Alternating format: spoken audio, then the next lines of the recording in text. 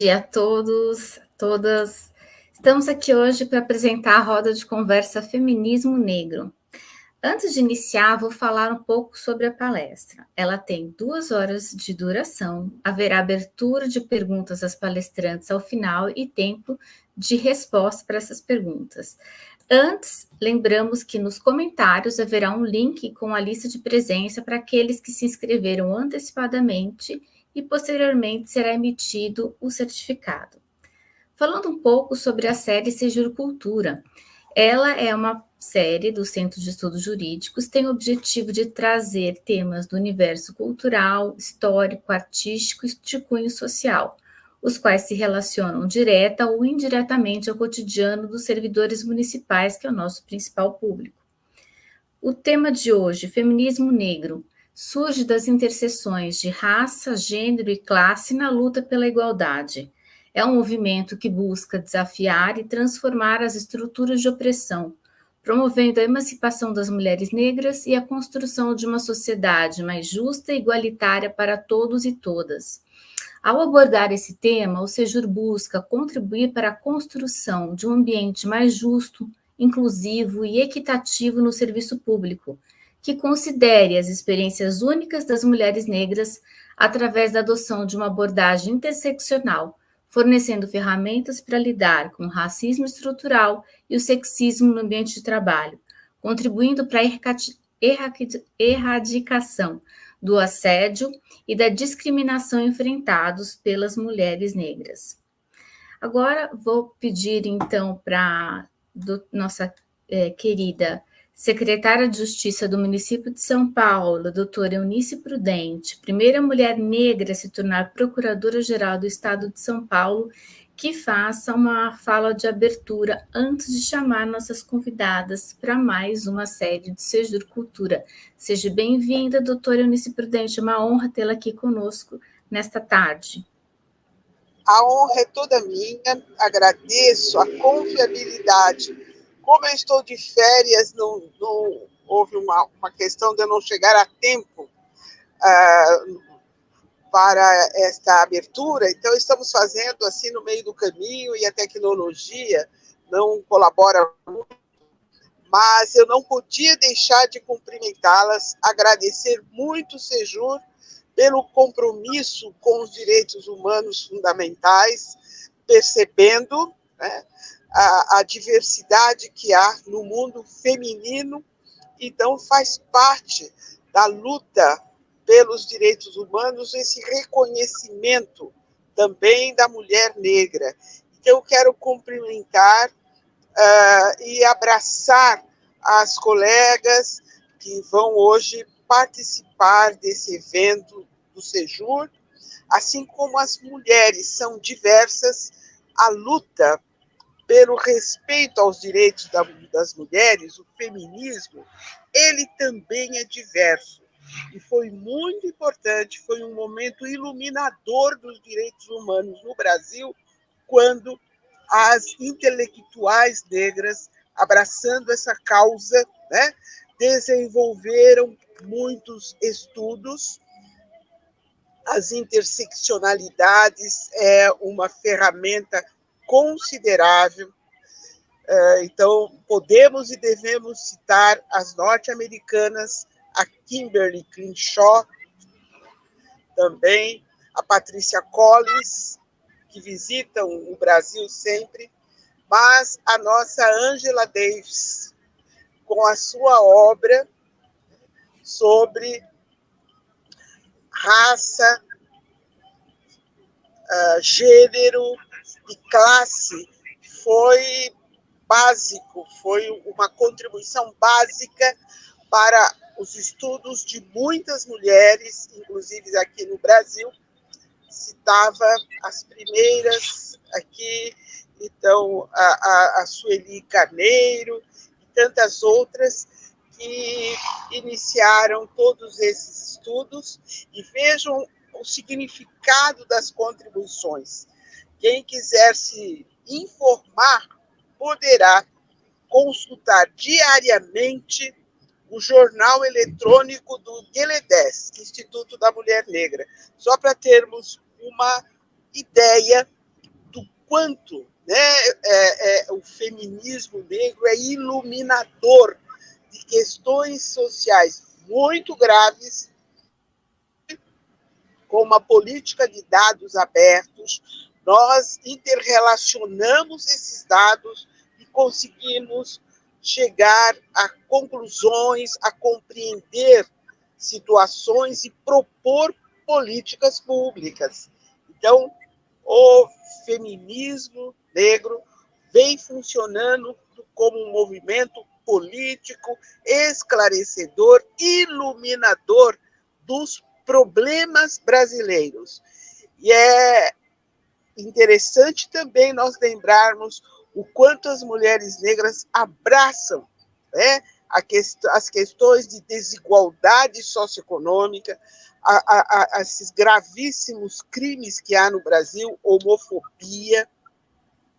Então, além da luta contra o racismo, né, estrutural, outras formas de opressão que alcançam o ser humano, as intelectuais negras arregaçam as mangas, abraçam, desde os tempos da nossa Lélia Gonzalez e outras aí que trouxeram as suas contribuições. Então, numa gestão administrativa democrática como a atual, com essa aliança, né, com o Sejur, focado, né, no estudo do direito, no respeito aos direitos humanos, as contribuições vêm sendo significativas. E, de minha parte, só posso agradecer a confiabilidade, cumprimentar, vou tentar continuar acompanhando por aqui, cumprimentá-las por este encontro. Muitas felicidades e parabéns. Muito obrigada, doutora Eunice. Muito obrigada mesmo pela sua disponibilidade de estar em férias e vir aqui dar a sua abertura, falar, apresentar esse projeto para a gente. Eu agradeço demais em nome do Sejur e de toda a equipe. E então vamos. Obrigada, doutora Bea. Imagina. Então vamos começar nosso bate-papo de hoje. Eu vou chamar para conversar com a gente, iniciar essa roda de conversa, a querida professora Aldernir Dida Dias. Ela possui licenciatura em História e mestrado em Educação, é doutora em Ciências Sociais pela PUC de São Paulo, pesquisadora das relações étnico-raciais e gênero, feminismos, estudos africanos e ativista antirracista. Seja bem-vinda, querida Dida Dias, nessa tarde para falar sobre um tema tão importante aqui com a gente. Obrigada, Bia. Obrigada. Fico muito feliz pelo convite, queria saudar a secretária Eunice, agradecer o Sejur por a organização dessa conversa, né, tão fundamental em nosso tempo no Brasil, e é isso, né? Então, vamos conversar, né? Começamos essa conversa.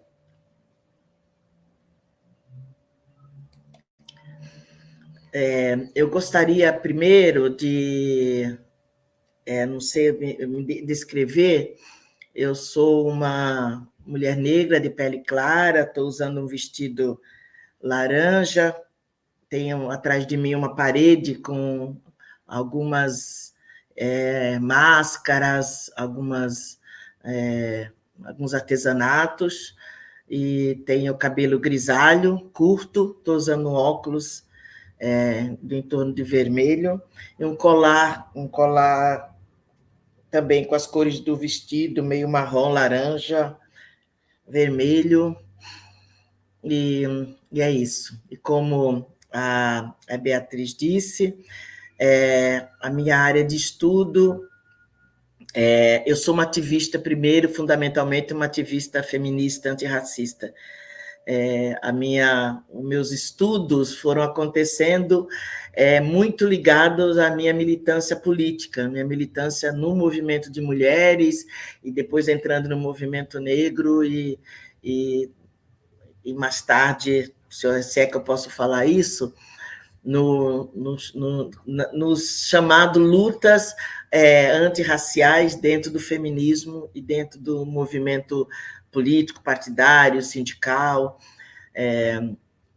Para a nossa conversa, primeiro eu queria usar só uma frase da maravilhosa Carla Cotirene, uma grande intelectual negra, que ela diz que ela conceitua a interseccionalidade como uma ferramenta teórica. Aliás, eu vou ler exatamente como ela escreve, né? É uma ferramenta teórica e metodológica disputada na encruzilhada acadêmica.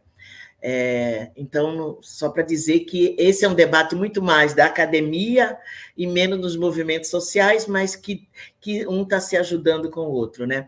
Então, preparada pelas feministas negras, usada para pensar a inseparabilidade estrutural do racismo, do capitalismo, da cis-heteropatriarcado e as articulações decorrentes daí, né? Que acabam se imbricando várias vezes, que colocam as mulheres negras mais expostas, mais em situações vulneráveis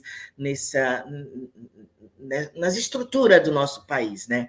Em que pese ser um debate contemporâneo, fervoroso, né?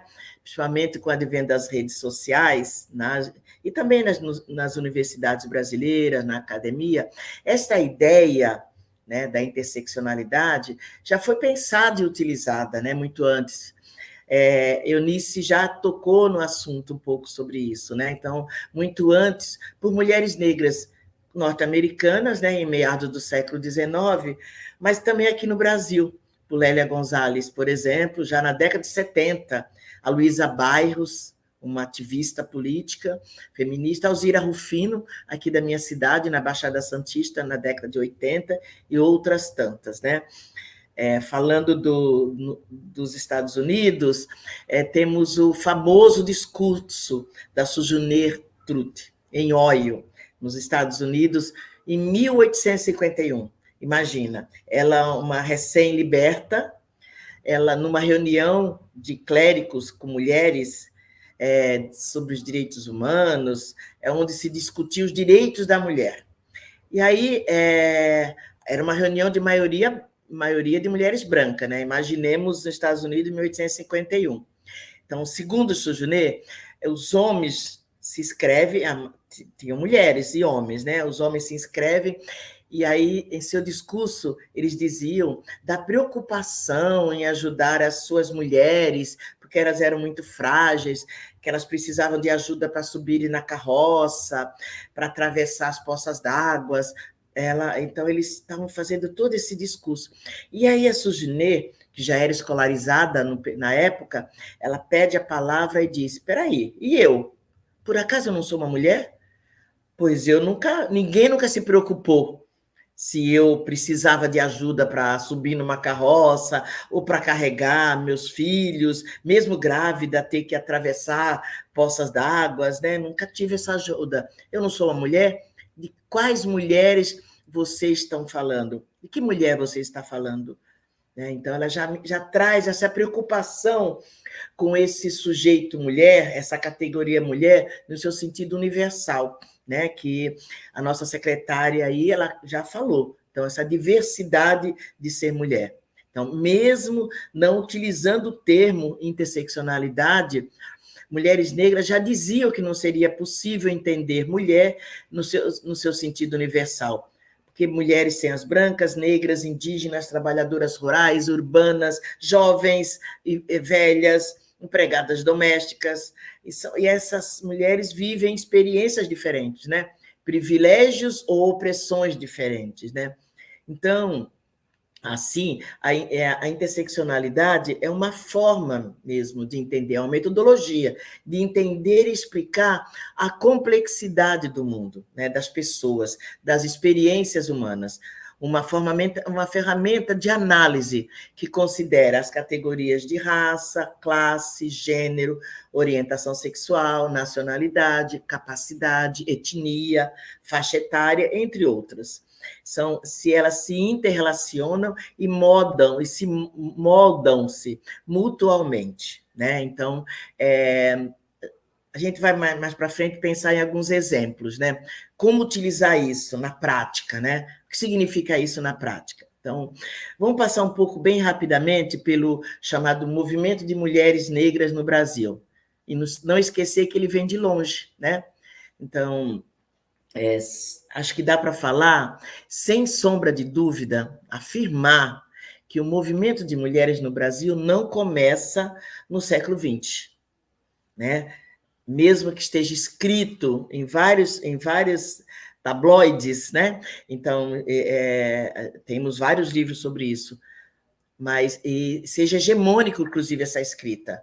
Porém, o movimento de mulheres, se a gente quiser pensar em todas as mulheres, ele não começa no século XX. Aqui no Brasil, a gente pode dizer que quando as mulheres negras, em situação de escravidão, resistiam às atrocidades do trabalho escravo, contra os abusos, os estupros do coronel e seus filhos, ou quando, inclusive, estas resistiam, né, com suas rodas, suas festas, seus sambas de roda, organizando as fugas para os quilombos, ou juntando, inclusive, dinheiro para a compra de carta-alforria, temos que colocar todo esse conjunto de experiências no bojo do movimento de mulheres, porque, de fato, era um movimento de mulheres por sua emancipação, e dos seus e suas, porque esse é um diferencial das mulheres negras. A luta pela sua emancipação é para si e para os seus e suas, os homens negros também, né? Então, a gente tem que ver como é que a gente organiza isso pensando no sexismo, né? Então, continuando um pouco pela história, né, das mulheres negras, né, uma possível história das mulheres negras no Brasil, já no nosso tempo, no século XX, no final da ditadura militar, nas lutas durante a final da década de 70, por exemplo, nas SEBs, nas comunidades eclesiais de base, nos grupos de mães, em geral nas periferias, né? As comunidades eclesiais de base aconteciam nas periferias, no final de 76, 78, 80, 82, então tinha os grupos de mães, na luta por creche, na luta por saúde, inclusive, saúde pública, né? Inclusive, teve um peso muito grande para a criação do SUS, a participação das mulheres das periferias. E se a gente pensar que as mulheres negras estão na base da pirâmide e que fazem parte das pessoas mais pobres e que estão nas periferias, então teve um peso, uma participação imensa dessas mulheres na luta por saúde e na construção do SUS, né? Então, na luta contra a alta do custo de vida, aqui em São Paulo, por exemplo, no estado, tinha os grupos, né, na Zona Leste. Eu lembro que eu participava bastante, eu saía aqui de Santos, ia para São Paulo me juntando com outras mulheres, eu e outras mulheres íamos ajudar as mulheres, inclusive as mulheres na luta, levar comida, quando tinham as greves dos metalúrgicos no ABC, a gente ia, se juntava, ia contribuir com os companheiros. Então, eram mulheres das periferias que estavam lutando pela emancipação do seu povo. Essa é uma característica do feminismo, chamado feminismo negro, né?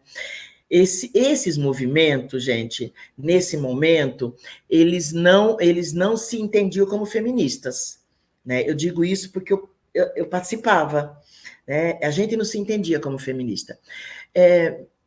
Mesmo ainda algum desses movimentos nem discutindo as questões raciais. Por exemplo, o movimento que eu fazia parte em Santos, na Baixada Santista. A maioria éramos mulheres negras, porque éramos mulheres de periferia, várias mulheres que trabalhavam como empregada doméstica, mas a gente não discutia as questões raciais. E era um período que, na esquerda, no Brasil, a discutir ou o sexismo ou o antirracismo, era como se fosse dividir a luta. Então, e assim, o peso do mito da democracia racial também, né, nos atrapalhava a perceber que as nossas vulnerabilidades eram decorrentes de sermos mulheres e sermos mulheres negras, né? Então, a gente não discutia o racismo, mas a gente não se identificava com esse feminismo que já aparecia, né? Que aparecia principalmente com mulheres que estavam voltando da luta contra a ditadura, estavam voltando da Europa, que foram exiladas, né? Então, a nossa questão era a pobreza e sermos mulheres. E nisso, o feminismo que aparecia para nós, ele aparecia como se fosse um feminismo universal, mas era estranho para nós, porque ele não nos contemplava. A pauta desse feminismo não trazia nossas lutas. Vou dar um exemplo, né? Uma das pautas desse feminismo que chegava era, por exemplo, a luta por mulheres trabalhar fora de casa. Aí a gente sempre trabalhou fora de casa, né? A gente trabalhava como empregada doméstica e as mulheres do campo também trabalhavam fora. Então, tinha uma luta também que era a luta por não ter apenas o casamento como destino único para as mulheres. Essas mulheres queriam estudar, queriam se formar, trabalhar. Aí a gente também pensava, mas peraí, a gente não tem como destino único o casamento, porque não, a gente estava, mesmo sem discutir a questão do racismo, a gente não tinha essa questão como dada, porque o peso de constituição de família não era exatamente as mulheres da periferia, né? Elas viviam uma grande comunidade, né? As mulheres não se formavam famílias. E aí começamos a perceber e ter contato com negras que já vinham se reunindo com esse objetivo desde meados dos anos 70, né? 70. Em 75, por exemplo, no início da década das mulheres, promovida pela ONU, as mulheres negras apresentaram um manifesto das mulheres negras no Congresso das Mulheres Brasileiras. Aí o manifesto chamou atenção para como a vida das mulheres no trabalho, na família, essa que era e continua sendo, talvez tenha aumentado, acho que tem aumentado sim, o número de mulheres responsáveis sozinhas pelas suas famílias, né? Então, as questões na economia, que essas questões eram todas moldadas por gênero, raça, sexualidade. Então, durante essa década, as feministas brancas, elas permaneceram indiferentes, né? Ou incapazes de abordar as preocupações das mulheres negras. Lélia Gonzalez está atuante nesse período, né? A Sueli Carneiro e outras ativistas feministas negras continuaram a lutar por questões relativas às mulheres negras. E aí que as mulheres negras começam a se organizar e dar visibilidade para essa característica de que o feminismo, até então, apresentado para nós, no Brasil, por exemplo, e também nos Estados Unidos, mas no Brasil não dava conta de pensar outras realidades, as mulheres negras, as mulheres indígenas, por exemplo. Aqui na Baixada Santista, nós tínhamos a Alzira Rufino, uma liderança que criou a Casa de Cultura da Mulher Negra, que teve um papel muito importante nesse período. E é quando acontece o terceiro seminário, o terceiro encontro de mulheres latina, caribenha, em Bertioga, 1985. Aí, nesse encontro, as mulheres latinas aqui da América Latina, né, no Peru, da Bolívia, e as mulheres negras do Brasil, ocupam esse encontro e dizem: esse feminismo não nos representa. Nós precisamos que as nossas lutas, as nossas pautas estejam né, na lista desse feminismo, para que, de fato, a gente possa dizer que esse feminismo é um feminismo que contempla todas as mulheres no Brasil. Esse foi um marcador para o movimento feminista no geral, aqui no Brasil, em que pese ainda a dificuldade das mulheres negras se incorporarem no que a gente chama de feminismo, né? Haja vista a ideia mesmo de um feminismo negro, né? Então, aí nós fomos percebendo, né, que nosso feminismo não era este mesmo, das mulheres brancas, dos setores médios, pois sempre trabalhamos, inclusive enquanto esta tinha um tempo para atividade do seu feminismo, nós estávamos em nossas casas, nas casas delas, aliás, como babás, cozinheiras. Além disto, na questão racial, fomos percebendo que os homens negros, no movimento negro, os homens negros, primeiro que não eram nossos inimigos, mas nós fomos percebendo que no movimento negro tínhamos que levar as questões das mulheres, porque lá no movimento negro não contemplava a luta contra o machismo, né? Contra o sexismo. Então, para as mulheres negras, né, além da base da pirâmide, sobra realmente um duplo debate, né? Um debate no movimento feminista contra o racismo e no movimento negro contra o machismo, né? Nós tínhamos que lutar contra o racismo, incluindo nossas pautas e bandeiras de luta, bem como afirmando que, se não olharmos inseparavelmente para essas categorias, classe, raça, gênero, sexualidade e outras, o diagnóstico e a luta ficaria incompleta. Será uma luta não eficiente. Imagina como pensar políticas públicas se você não percebe que essa diversidade, né? E aí, a partir de 92, ainda conversando um pouco sobre a história das mulheres negras, né, ou das organizações das mulheres negras, em 92, em São Domingos, na República Dominicana, com a realização do primeiro encontro de mulheres latino-americanas e afro-carimbenha, temos a definição do 25 de julho como Dia da Mulher Afro-Latino-Americana e Caribenha, que acabou de acontecer, né?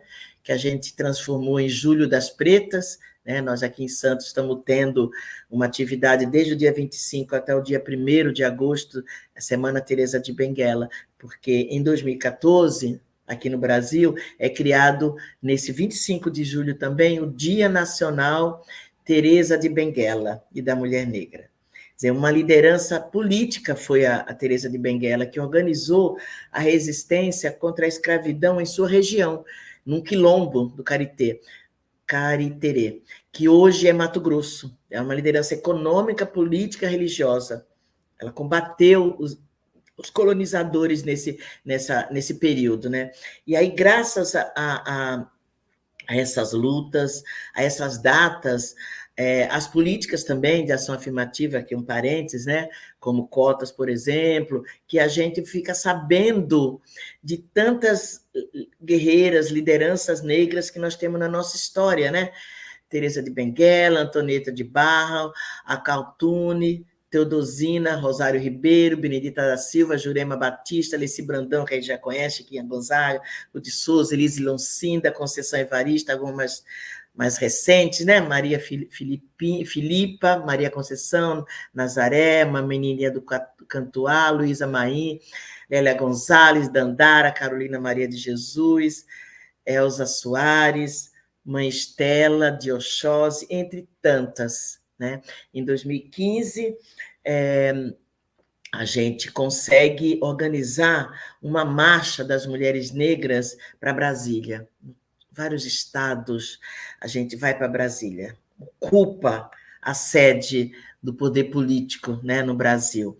E aí seguimos em vários estados organizando as mulheres negras, né? Em São Paulo, nós temos a Marcha das Mulheres Negras de São Paulo, que acabou de marchar no dia 25 de julho, e são essas mulheres negras que vão estar afirmando a fundamental ferramenta da interseccionalidade na análise da sociedade brasileira. São essas organizações de mulheres negras que continuam afirmando que não podemos, porque ainda existe uma dificuldade, em que pese temos esse avanço na academia e também dos movimentos feministas, do movimento de mulheres, feministas negras e do movimento de mulheres, ainda existe uma grande dificuldade real para a gente perceber o quanto que faz falta ainda essa análise, né? O peso da política de Estado, do embranquecimento, do mito da democracia racial, ainda nos atrapalha a entender que no Brasil existe, que o racismo estrutura as nossas relações. Eu quero ir encerrando a minha fala, dando um exemplo do quanto fundamental essa análise para pensar a interseccionalidade, ou pensar esse intercruzamento dessas categorias de análise para a construção de políticas públicas, né? O mapa da violência de 2015, ele aponta um aumento de 54% em 10 anos no número de homicídios de mulheres negras, passando de 1.864 em 2003 para 2.875 em 2013. Olha só, no mesmo período, a quantidade anual de homicídio de mulheres brancas caiu 9,8%, saindo de 1.747 em 2003 para 1.576 em 2013. Olha só, se você faz uma análise de mulher no seu sentido universal, você não percebe esse genocídio do povo negro, neste caso das mulheres negras, porque foi isso nessa década, né? De 2003 a 2013, um aumento de 54%, e das mulheres brancas uma diminuição. Então, o peso do racismo no feminicídio, né? Nos casos de feminicídio, e não só, né? Nos casos de mortes, né? Na violência obstétrica, e tantas doenças que poderiam... que mulheres negras morrem 3 a 5 vezes mais pelo peso do racismo no trato de algumas dessas doenças, por não compreender que algumas dessas doenças acometem mais mulheres negras, por exemplo, né? Então, assim, nós apresentamos a necessidade de um feminismo que trazem as ideias dessas mulheres negras que são as suas lutas, essa diferença do tráfico, a diferença de ter passado por quase 4 séculos de escravidão, de ter vivido numa vida mais comunitária, às vezes também, depois da escravidão, nas periferias, nos interiores da cidade, ter uma vida... Porque a pobreza, às vezes, também possibilita isso, né? Então, quando você precisa do teu vizinho, né? Então, as mulheres negras, por necessidade, têm ainda experiências assim de comunidade, né? Então, de vida comunitária. Então, essas ideias fazem com que as necessidades para as mulheres negras, que é importante a gente dizer aqui, que é maioria, né, gente? Porque quando a gente usa a categoria negro, a gente está dizendo, segundo pelos dados do IBGE, que é a soma dos auto-identificados pretos com os pardos, mas que ainda não mostra tudo, né? Porque nós somos muito mais do que só 57%, 56%, 55%, né? O povo negro no Brasil. Então, essas questões mostram o quanto que as mulheres negras são fundamentais para trazerem uma outra história, outras epistemologias de estudo, outras pautas e outras formas, inclusive, de fazer política, né? E formas solidárias de fazer política, não por questões da natureza de mulheres negras, mas por conta da sua história de povos que viveram e vivem ainda, vários ainda no continente africano, num outro formato de solidariedade ainda, né? Porque as ideias do mundo ocidental não detonaram totalmente, por exemplo, a vida no continente africano, né, em que pese ter destruído materialmente, mas a cultura ainda permanece. E isso traz para cá, né, vem junto com o corpo desse povo que sofreu o tráfico, né? E aí você percebe que isso se deu nas resistências, né? Clovis Moura coloca muito isso, as resistências do povo negro no período da escravidão, o quanto que foi uma resistência coletiva, né? E que nem tinha só o povo negro, né? Tinha povo indígena e tinha povo pobre, brancos, né? Os poucos que estavam lá junto com eles. Então, o feminismo traz esse feminismo das mulheres negras, com as pautas das mulheres negras, traz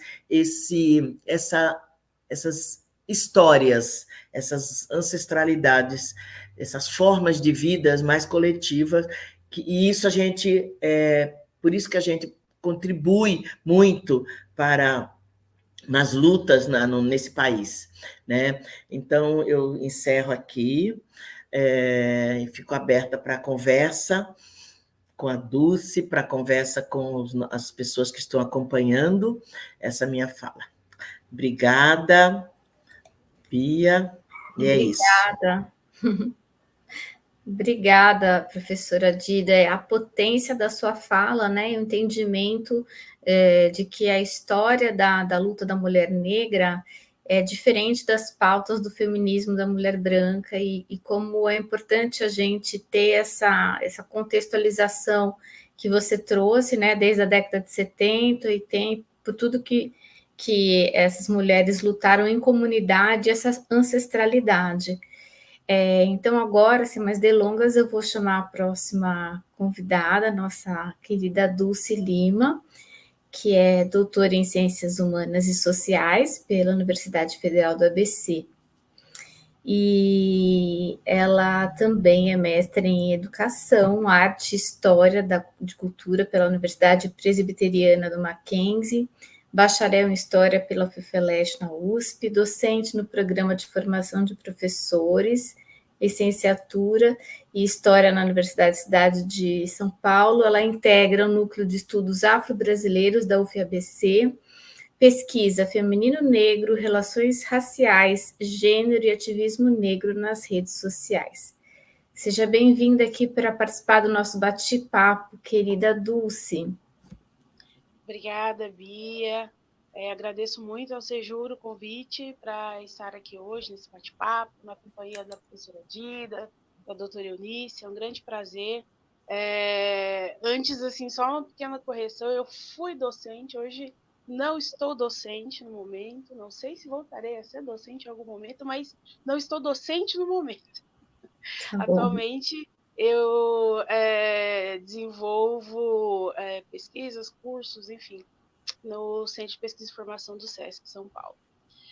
Inclusive, já deixo convite para que todos estejam conosco. Passem por ali, é um espaço que possui um debate muito grande também dentro dessas áreas, das relações raciais, de gênero, direitos humanos. Inclusive, eu sou responsável por essa área lá. Eu estou sempre ali pensando naquilo que pode ser desenvolvido, né, para oferecer aí para quem está tentando ampliar os seus conhecimentos nessa área. Bom, vou seguir também com a minha audiodescrição. Eu sou uma mulher negra, de rosto arredondado, tenho cabelos encaracolados de tamanho médio, né, mas na altura do queixo. Estou usando brincos longos e visto uma camiseta preta, né? Atrás de mim só tem uma parede neutra. A professora Dida já falou praticamente tudo, então eu vou aproveitar aí para pegar alguns ganchos do que ela foi trazendo para a gente e complementar algumas coisas que eu acho que são bem interessantes, né? Eu fiquei aqui ouvindo e achando muito interessante porque eu estudei esse período, década de 70, 80, da qual a professora Dida fala, mas eu não vi, né? Não vivenciei. Então é muito legal ficar aqui ouvindo ela contar as experiências que ela vivenciou dentro do movimento de mulheres nesse período. Muito interessante. E aí, como eu disse, eu quero pegar alguns ganchos, e aí, para pegar alguns ganchos, vou começar aí pegando o gancho da interseccionalidade mesmo, né? Achei uma coisa interessante, né, quando a professora Dida fala que a interseccionalidade é um movimento bastante acadêmico, né? Ele está dentro de um escopo muito acadêmico, e isso no Brasil é muito verdade, né? Por aqui, a interseccionalidade, ela sai da academia para a rua. Mas quando a gente vai pensar em como esse conceito surge lá no seu nascedouro, lá nos Estados Unidos, porque é algo que vem das feministas negras norte-americanas, a gente vai ver que lá o caminho foi contrário, na verdade. Ele surge dentro dos coletivos de mulheres, depois ele migra, para a academia. Então, ali pela década de 70 também, assim como no Brasil, onde tem toda uma movimentação em relação aos direitos de mulheres, negros, da população LGBT, né? Lá eles estão dentro do contexto das lutas pelos direitos civis. Aqui a gente está no contexto de uma saída, né, da ditadura militar, e esses movimentos sociais vão tentando se reorganizar, né, para retomar as lutas que foram ali interrompidas pelo processo de ditadura militar. Então, mais ou menos nesse mesmo período, né, então lá e cá, os grupos estão se organizando, estão pensando, né, e ali a gente vê uma mobilização de mulheres negras nos Estados Unidos que vão organizar coletivos, onde elas vão fazer, inclusive, grupos de estudos. Tem um coletivo que foi muito importante para a nossa discussão aqui sobre interseccionalidade, foi o coletivo Combahee River. Então, o Combahee, ali na década de 70, se organiza em grupos de estudo mesmo, e é onde elas vão retomar figuras aí do século XIX, como é o caso da Sojourner Truth, e vão ler as coisas que essas mulheres fizeram, vão pensar sobre as coisas que elas produziram, né? E elas vão criar um manifesto. Nesse manifesto do Combahee River é onde elas vão ali mencionar, elas vão dar as bases gerais daquilo que a gente entende hoje como interseccionalidade.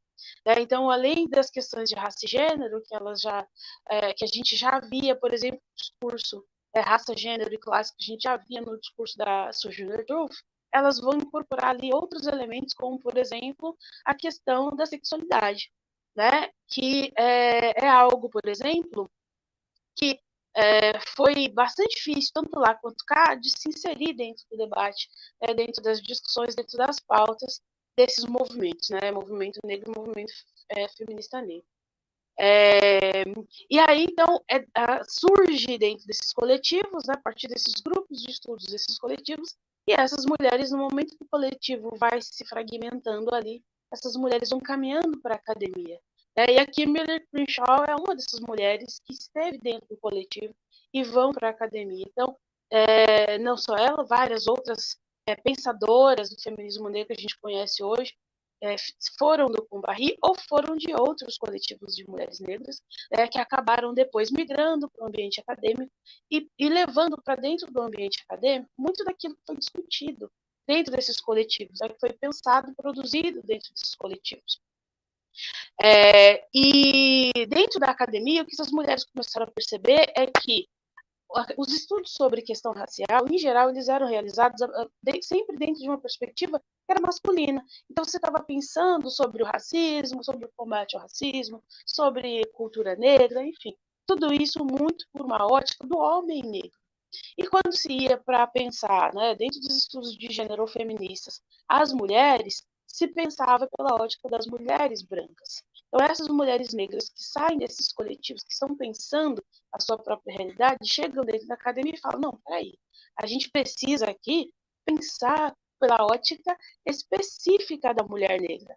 né? É aí que elas vão trazer esses debates para dentro da academia, e aí vão começar a produzir e tentar desenvolver uma linha de estudos que elas chamam de Black Women Studies, que são os estudos sobre mulheres negras, os estudos pela ótica das mulheres negras, né? Então, e aí a interseccionalidade tem um papel super importante. Para vocês terem uma ideia, o termo, né, interseccionalidade, a palavra que vai dar nome à coisa, ela vai surgir na tese da Kimberly Crenshaw lá na década de 90. Mas esse debate já está acontecendo dentro dos coletivos de mulheres negras desde os anos 70. Então, para a gente é muito interessante a gente perceber a progressão, né, a caminhada, né, como isso vai se desenvolvendo, até que a gente comece realmente a ver estudos dentro desse conjunto que essas mulheres estão chamando de Black Women Studies, e que vão influenciar fortemente os estudos brasileiros. E aí é algo também para a gente pensar, que é a maneira como as coisas chegam para a gente, né? Porque a gente vai recebendo muitas dessas coisas por aqui, a gente vai incorporando muitas dessas coisas por aqui, muita coisa muito interessante, vale super a pena, e a gente precisa realmente ler, estudar, se apropriar e tudo mais, mas é importante também a gente ficar atento para perceber aquilo que realmente faz sentido para o nosso contexto, né? E aquilo que não faz sentido para o nosso contexto, né? Não estou dizendo que nesse caso aqui não faça, tá? Porque eu acho que faz. Mas é um pouco nessa linha de que é importante que todas essas coisas sejam refletidas, né? Que a gente não só incorpore, mas que a gente pense sobre como isso pode ser apropriado ou não, a depender da realidade da qual a gente está falando. Mas a questão é que a interseccionalidade é que realmente ela chega pela academia, ela chega pelos estudos, pelos Black Women Studies. E dentro da academia, né, elas vão encontrar ali uma receptividade no Brasil ainda bem pequena. Né? Quando que isso vai começar realmente a tomar um corpo? Isso vai realmente tomar a dimensão que a gente conhece, que a gente vê hoje, a partir do momento em que a população negra começa a chegar em número mais significativo no ambiente acadêmico, e isso é resultado de política pública, né? Então, as ações afirmativas, e aí eu estou falando de ações afirmativas tanto às cotas, mas eu também estou falando de vários outros tipos de política pública que colaboraram para a inserção das pessoas negras no ambiente acadêmico. Então, a partir de políticas públicas que avolumam essas pessoas negras do ambiente acadêmico, elas vão pegando, né, essas concepções que estão por ali dentro desse espaço, né, e elas sentem essa necessidade de fazer com que isso chegue a um número maior de pessoas. Aí onde está, por exemplo, o papel das feministas negras que vão atuar nos blogs, nas redes sociais, enfim, onde elas vão ter uma ação mesmo política e orquestrada, né, de pegar esses conceitos, pegar esses conhecimentos, né, traduzir esses conhecimentos, e aí traduzir tanto no sentido literal, né, de pegar muita coisa que estava em outras línguas, traduzir textos e publicar para que as pessoas pudessem ter acesso, para aqueles que não conheciam a língua, né? Mas também traduzir no sentido de explicar para as pessoas, né, para as pessoas que estavam ali seguindo, para a sua audiência nos blogs ou nas redes sociais, mas explicar para as pessoas, nas plataformas, né, também, explicar para as pessoas sobre o que aqueles conceitos, né, se referiam. E inclusive, este grupo, né, feministas negras aí, deste momento, que vão atuar aí nas redes sociais, não só vão utilizar muitos desses conceitos, né, o conceito da interseccionalidade é um dos conceitos mais utilizados. O microfone não está funcionando? Está falhando? Eu posso tentar desconectar aqui, eu vejo.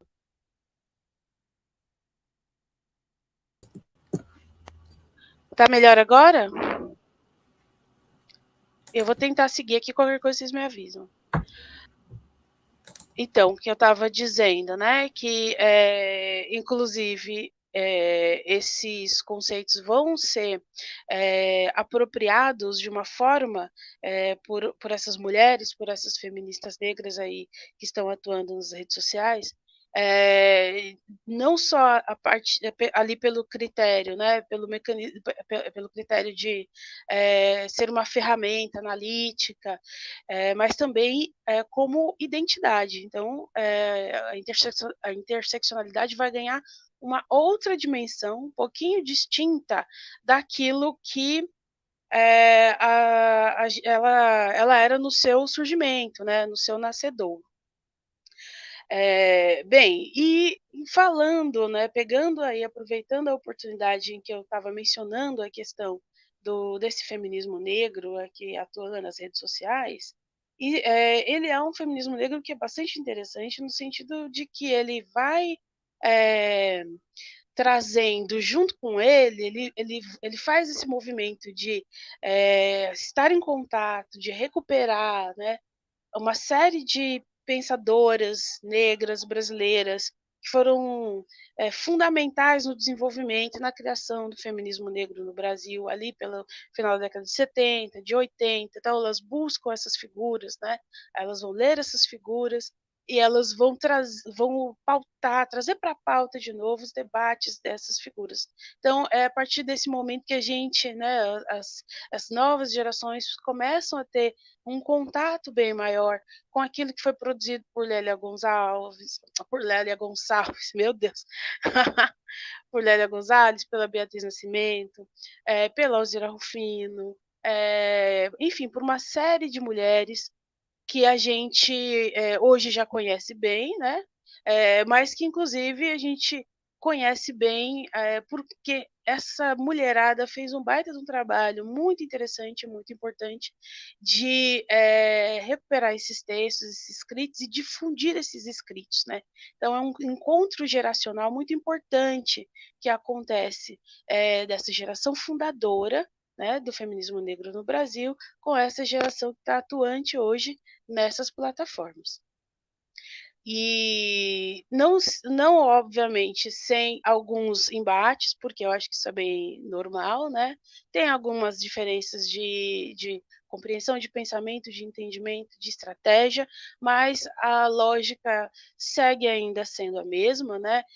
Quando a gente analisa e observa esse feminismo negro que está em atuação agora, a gente percebe o quanto essas mulheres mantêm todas as pautas que já tinham sido desenvolvidas pelas feministas negras fundadoras, ali da década de 70, 80, e elas vão agregando e acrescentando vários outros elementos que são super importantes. Um desses elementos, por exemplo, é a questão do gênero e sexualidade, das questões de gênero de uma forma mais ampliada, né? Então, aí não falando só de mulheres negras cis, mas também incorporando na pauta as mulheres negras trans, né, trazendo vários outros elementos para a pauta desse conjunto aí da população LGBTQIA+, e vão incorporando e trazendo dentro de uma lógica em pé de igualdade mesmo. O feminismo negro ele tem uma pauta que é bastante extensa, né? A doutora Eunice Prudente fala ali no início, ela menciona o Guelé-10. Se vocês entrarem lá no site do Guelé-10, vocês vão perceber isso bastante. O quanto parece que elas estão trabalhando com tudo que é assunto, e na verdade vocês vão perceber que são muitos e amplos e variados assuntos dentro do escopo dos direitos humanos. E essa é a cara do feminismo negro mesmo, né? Que é abraçar uma quantidade bem ampla de debates que estão relacionados aos direitos humanos, especialmente aqueles que estão vinculados à população negra, né, homens, mulheres. Isso também é algo que eu acho que é algo que confunde um pouco às vezes as pessoas. Eu vi também nascer aí, acompanhei um pouco de um, um grupo de um nicho, né, vamos dizer assim, de homens negros que têm bastante receio, né, do feminismo negro, das pautas, e acreditam, e nos colocam em uma oposição, né, acreditam que há um risco, né, um perigo para esses homens, a existência do feminismo negro, a maneira como ele funciona. E na verdade, assim, é uma falta de entendimento, de compreensão clara daquilo que é o feminismo negro e de como ele funciona, né, porque é quem de fato conhece essa movimentação, sabe o quanto é abrangente essas pautas e o quanto cabe dentro dessas pautas pensar sim nas questões relacionadas, por exemplo, à juventude negra, né, e ao genocídio dessa juventude negra. Então, eh é importante a gente entender, né, e realmente ampliar o debate com a população, para ir percebendo nuances que talvez não tenham ficado ainda muito claros para um conjunto geral assim das pessoas. E falando em feminismo negro, a gente estava dizendo sobre como esse feminismo negro, né, ele vai surgindo. Eu concordo muito com a professora Dida quando ela fala que o movimento de mulheres negras não surge agora, né, ele não é uma coisa tão recente, ele é bem mais antigo. E de fato é o que acontece muitas vezes é que as pessoas confundem, né, movimento de mulheres negras com o feminismo negro. E aí elas leem tudo numa chave só. E feminismo negro é isso, feminismo negro chegou agora, porque também tem isso, né? As pessoas tendem a acreditar que o feminismo negro surge no momento em que ele se populariza. E na verdade, sim, né, o feminismo negro ele é bem mais antigo que isso, ele data ali do final da década de 70, e o movimento de mulheres negras é mais antigo ainda, né? Então, desde o momento em que a gente tem relatos de mulheres que estão se organizando, estão lutando e por processos de abolição da escravatura. Então, é bem mais antigo do que a maior parte das pessoas lê, consegue compreender, enfim, conhece, né, vamos dizer assim. Agora, o feminismo negro, ele se populariza mais recentemente, e muito por força mesmo dessa força que é a internet, né? Que tem é uma força que, se a gente souber trabalhar e usar bem, ela pode render realmente muita coisa positiva. E eu tenho visto o feminismo, os feminismos, na verdade, né, falando de forma mais plural, então o feminismo de mulheres brancas, mas também o feminismo de mulheres negras, mas também o feminismo de mulheres trans, enfim. Os feminismos souberam utilizar muito bem essas ferramentas, né, para popularizar as suas pautas, as suas demandas, né, inclusive conseguindo fazer com que políticas públicas, né, fossem construídas, fossem pensadas, mas também, inclusive, para fazer com que, né, mulheres fossem eleitas, né, para pautar o debate no momento em que as pessoas vão votar, para pautar o debate no momento em que os partidos vão lançar suas candidaturas, né? E assim, os feminismos de uma forma geral têm feito muito bem esse trabalho utilizando essas ferramentas, e isso é algo que realmente é extremamente importante e é extremamente relevante. Outro ponto que eu acho que é muito interessante de pensar sobre as contribuições do feminismo negro, e eu falei um pouquinho sobre a questão das políticas de ação afirmativa, o feminismo negro tem um papel super importante dentro das políticas de ação afirmativa, né? A professora Dida falou ali, por exemplo, da questão da década internacional das mulheres, que foi promovida pela ONU, né? E a ONU, na ocasião, ela foi realizando uma série de seminários, de encontros, enfim, de trocas. Foi algo muito relevante e que as feministas negras no Brasil souberam aproveitar bastante bem. Elas circularam muito, foram para muitos lugares, encontraram com muitas pessoas, fizeram muitas trocas, e foi um período que colaborou muito para amadurecer esse feminismo negro brasileiro, e esse amadurecimento vai resultar na participação dessas mulheres lá em Durban. Então, ali em 2001, quando rola a Conferência de Durban, que foi uma conferência super importante para pensar, né, o combate ao racismo, à intolerância, e outras desigualdades do tipo, essas mulheres foram se articulando ao longo aí de alguns anos, fazendo uma série de reuniões e de encontros em todos os lugares desse Brasil. Foi muito bem orquestrado, muito bem organizado, né? Elas faziam encontros que eram regionais e reuniam ali as suas pautas, né? Essas pautas eram levadas para representação em encontros nacionais, enfim, disso tudo se extraiu ali um conjunto de demandas importantes que foram para Durban, e Durban é o ponto de virada, eu vou dizer assim, das políticas de ação afirmativa no Brasil, porque com aquilo que foi definido em Durban, né, se conseguiu que o Brasil assinasse, né, uma carta de compromissos, de que ia tomar atitudes, ações para diminuir, né, o preconceito, a discriminação e as desigualdades raciais no Brasil. E nessa ocasião, inclusive, nós tivemos, né, como relatora, da Conferência de Durban, uma feminista negra brasileira, que agora me fugiu o nome, eu sou péssima com nomes, gente, se eu não anoto eu esqueço tudo. Mas, enfim, se a professora Dida lembrar, ela pode falar aqui para a gente já. Então, e aí a gente teve uma participação muito importante dessas mulheres que levaram essa foto para lá e o Brasil assinou, né, essa carta de intenções, de compromisso, e essas políticas de ação afirmativa começam a acontecer na esteira dessa movimentação que rolou ali em Durban. Então, tem um ponto super importante que eu acho que às vezes se fica um pouquinho de fora de quando a gente está trazendo os debates, né? A gente está falando sobre as feministas negras, é entender essas ações, né?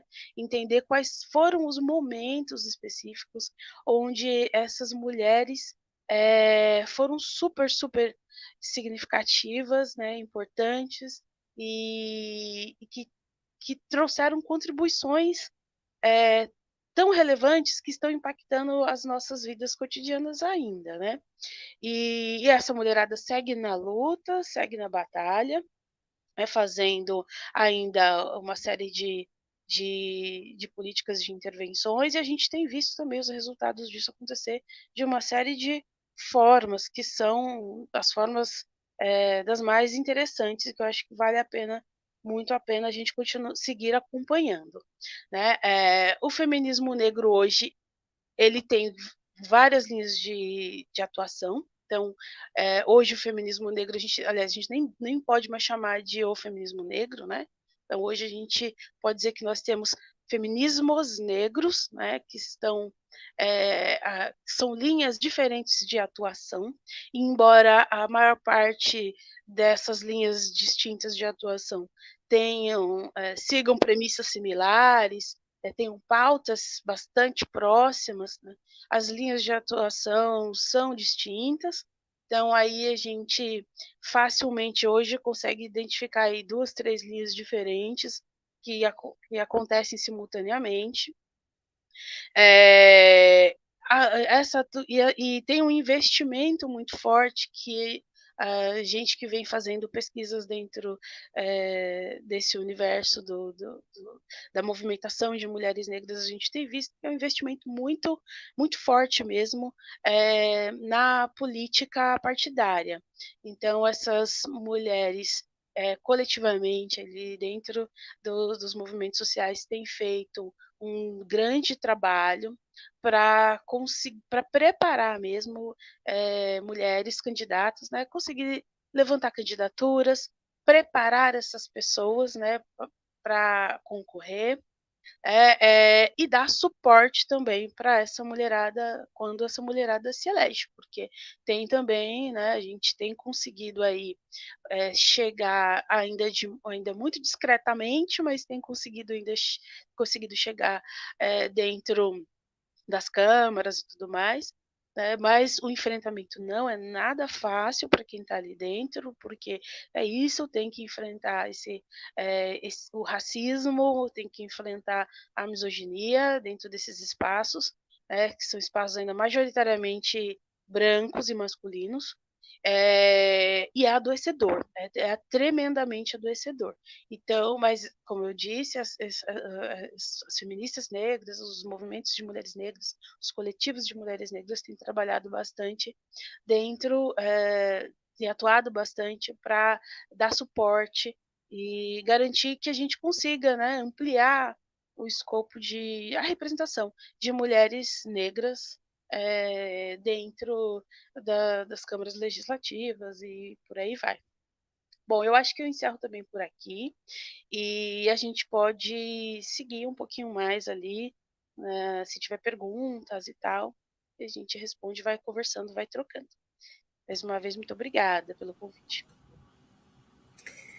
Eu que agradeço, então, a participação da Dulce, e vou abrir, então, nosso bate-papo, né, nossa conversa aqui. A gente já tem muitos comentários, primeiro elogiando demais o tema, a importância do tema, né, e também algumas perguntas bastante significativas aqui, que acho que vão enriquecer ainda mais a nossa conversa, né. Então, eu já vou começar com algumas perguntas. A Thaís Scavuzzi, ela começa dizendo assim: o aumento da participação da mulher negra nas novelas ou séries ajudou na diminuição do preconceito? E aí fica livre para vocês falarem, tanto a Dulce quanto a Dida. Quem quiser falar primeiro. O que vocês acham? Dida, quer começar? Bem rapidinho. Foi muito boa, viu, Dulce? Você trazer, inclusive, as mulheres eleitas aqui, né? Muito importante. Então, eu até vi a pergunta da Thaís.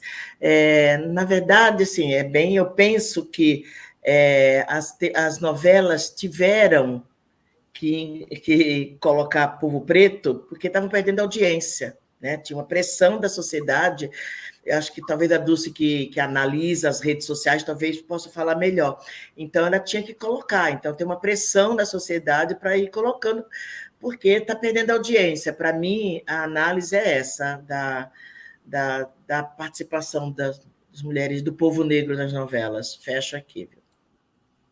Tá certo. O que você acha, Dulce?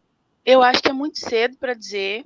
Acho que a gente precisa de mais tempo aí para avaliar isso. É algo que começou agora.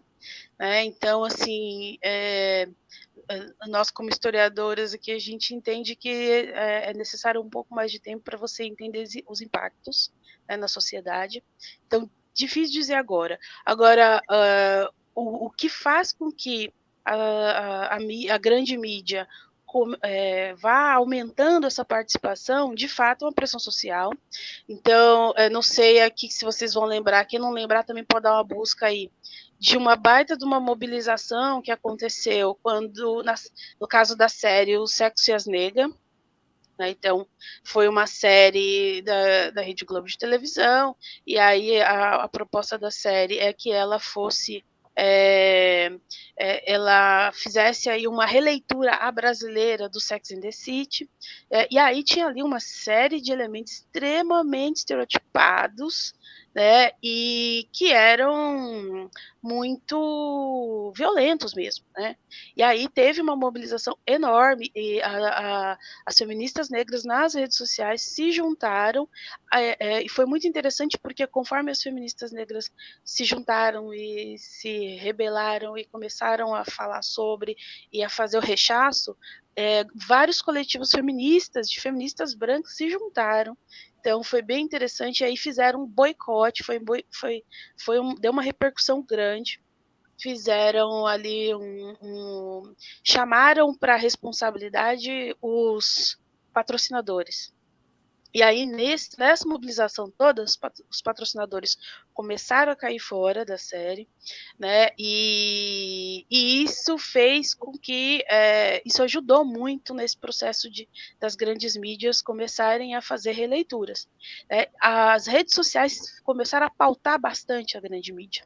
A verdade é essa. A mulherada fez bastante barulho por ali, aquilo que fazia barulho acabava chegando na grande mídia. Foi aí que a gente começou a ver aparecer na grande mídia vários nomes, como enfim, vários nomes, não vou citar um ou outro aqui, mas vários nomes de mulheres negras, feministas. A gente viu programas abordarem o assunto, né? A gente viu uma série de coisas foram acontecendo. Teve um debate enorme que aconteceu no Itaú Cultural, aqui em São Paulo, também pela mesma razão.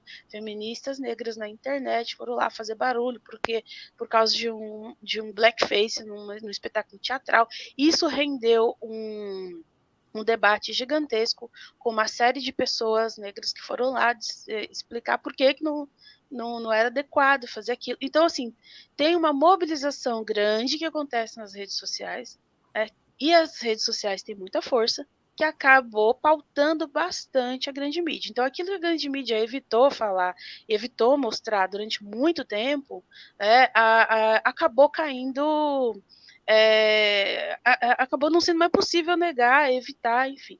E as pessoas estão ali observando, estão falando, estão discutindo, enfim. Teve também o caso da Globeleza, eu esqueci o nome dela agora, que eu já falei que eu sou péssima de nome, né, gente? Mas uma Globeleza negra retinta, que foi bastante atacada, teve as campanhas, assim, né, Thaís Araújo, enfim, outras mulheres negras ali que também receberam muitos ataques, e a mulherada, assim, se juntou e fez bastante barulho, e conseguiu fortalecer muito essas mulheres negras para que elas estivessem nesses espaços. Então, eu acho que isso tudo ajuda muito para que a grande mídia vá aumentando ali o número de pessoas negras nesses ambientes. Como isso vai repercutir do ponto de vista da diminuição ou não do racismo, não sabemos. O que a gente já consegue ver é quando a gente vai conversar com pessoas negras. E aí a gente pergunta para elas, e a gente como ver a outra pessoa negra ali na TV. E aí você percebe essa distinção, essa diferença em relação a se sentir sentir a autoestima melhor, né? Se sentir representado, se sentir digno. Tem um impacto grande você não se ver nesses espaços, né? E você passar a se ver nesses espaços. Então, é importante. Agora, do ponto de vista de diminuição do racismo, eu acho que a gente vai precisar de mais tempo para fazer a análise disso. Não tem como responder agora.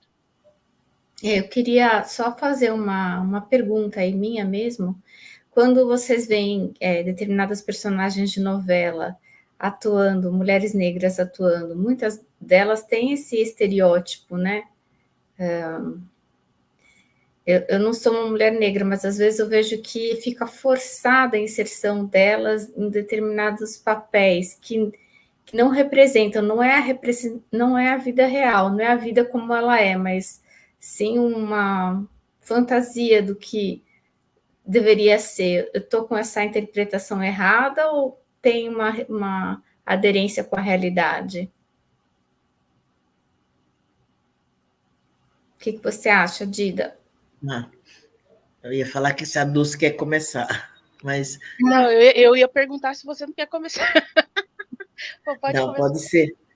Não, tá. E eu acho que tem essa coisa dos estereótipos, né? Às vezes umas coisas bem forçadas, né? Por exemplo, essas novelas que estão passando hoje, você fica pensando, né? Pô, naquele período da história do Brasil, aquelas mulheres todas assim, com essa consciência racial assumida, assim. Então, mas eu acho que tem um pouco forçado. Mas a Dulce falou uma coisa que eu acho bem interessante, né? O quanto que essas apresentações, por exemplo, deixam... As mulheres gostam, né? Porque, assim, uma autoestima, me vê lá, né? Então, uma mulher que está cuidando de uma loja de roupa super bonita. Então, para a autoestima, tem um efeito muito legal, né? Então, nesse sentido, é muito bom, mas tem sim tem esses estereótipos mesmo do que é ser negra, né? Mas acho que diminuiu também, não tem tanto, eu acho que está diminuindo.